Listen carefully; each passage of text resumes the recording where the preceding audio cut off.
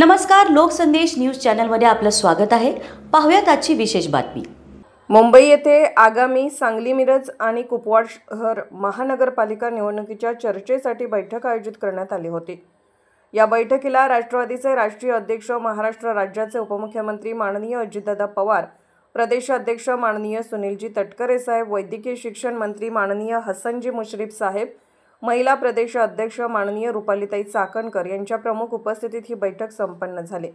या बैठकीत राष्ट्रवादी काँग्रेस पार्टी शहर जिल्हाध्यक्ष माननीय प्राध्यापक पद्माकर जगदाळे यांच्या नेतृत्वाखाली सर्व कार्यकर्ते बैठकीकरिता उपस्थित राहून मनपा निवडणूककरिता इच्छुक उमेदवारांनी आपले मनोगत व्यक्त केले। मुंबईमध्ये कुपवाड शहरातील जनता दलाचे नेते व कुपवाड विकास सोसायटीचे विद्यमान चेअरमन माननीय संजय पाटील संगाजे यांनी राष्ट्रवादी काँग्रेस पार्टीमध्ये प्रवेश केला।